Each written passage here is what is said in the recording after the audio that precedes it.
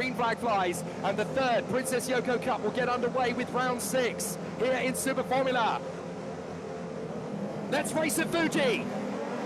Solid start from pole position for Zach O'Sullivan. He pulls across, and there's no start at all for one of the Mugans. I think that might be Tomoki Nijiri not going anywhere.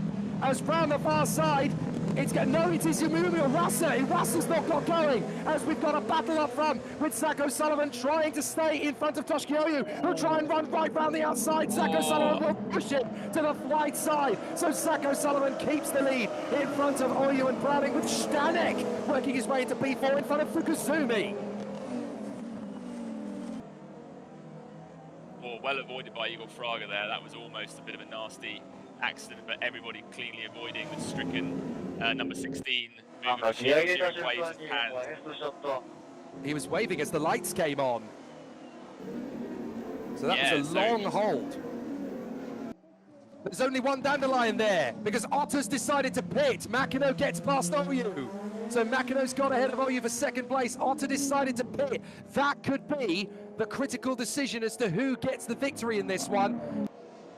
Out onto the circuit, this is going to be Oyu trying to stay ahead of Kakinoshi Notta. He's not going to have to try hard because Otter's well and truly got him, nailed him, and is already starting to pull clear. Otter's going to be getting the, well, Otter's already got the tyres up to temperature, sorry. Oyu is going to be trying to get the tyres up to temperature. So it's a good outlap then from Zach O'Sullivan, and very good tactical work on the pit wall. But here comes Kakinoshi Notta. He knows he's got to make this work now as Luke Browning goes for the pit stop. Zach O'Sullivan tries to hold him back with side draft, but Kakinoshi Notta using the last of his OTS supply to get in front of Zach O'Sullivan. Is that going to be enough? Because now that Otter is out of OTS, he's got nothing left for the remaining 16 laps. My goodness me. Incredible that the only man of the championship contenders to really throw his hat into the ring and showcase his flair is yet again Kakinoshi Notta, the man who would be king, and clearly the man who's got designs on the Indy 500 in future years, the man who's got his designs on the Daytona 24, the Sebring 12 again in 2027. The man is doing everything he needs to do to show to the world of IndyCar, I am the next Japanese superstar. Takuma Sato won the Indy 500. Next, my turn next. Shun Koide's in 6th. He's got ahead of Sakaguchi and Fraga. Look at him, he's just disappearing from these guys. Wow. Amazing. Shun Koide. We didn't even notice that. We saw him pass Luke Browning a lap ago, but he's not done yet, is he? We see now back to the lead battle. O'Sullivan, I think he's going to be using up the rest of his OTS here. It's not going to be enough to catch Kakinoshi Notta. Unfortunately, the gap is out to 2 seconds now, so he's looking at a second place finish, which is still going to be an amazing achievement for him. If there was ever a race this season where you looked at a driver and said that's the moment they became champion in waiting, Kakinoshi Notta has driven out of his skin today. Even for him, this has been masterclass. So this is a huge swing towards Kakinoshi Notta in the championship battle. I have to say, he is a new man this year. He is determined, he's confident, he's got all the answers, and he's going to win the first leg here of the Princess Yoko Cup. What a drive from Kakinoshi Notta. He takes win number 3 this season and pulls even further ahead in the championship.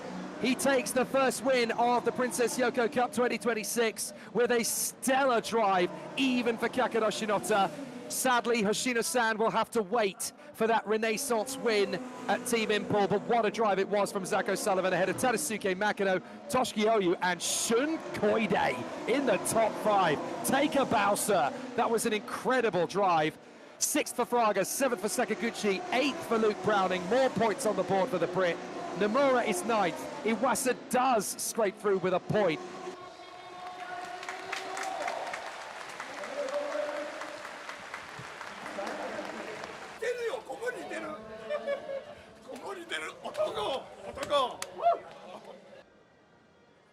Look at that lead. Kakinoshi Notta dances away from Ayumu Iwasa, Niro Fukuzumi, and Sena Sakaguchi in the driver's standings.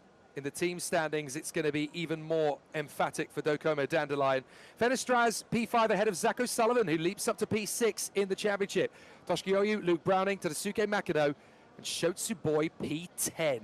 Did you ever think Shotsuboi was going to be P10 in the standings and Tomoka Najiri 15th in the standings by the halfway weekend? Dandelion has almost double the points of Tsurumo Inging. Team Toms are just a point and a half back in third. Rookie Racing still ahead of Team Mugen. Team Impel climbing up to P6. What a year 2026 is. Let's try and end this on a positive note, though. There are the current Princess Yoko Cup standings. Otter is 3 points ahead of Zach O'Sullivan and 8 ahead of Tadasuke Makino. If we're not talking about the podium, Jamie, driver of the day, without a shadow of a doubt, Shun Koide. What a star he was today.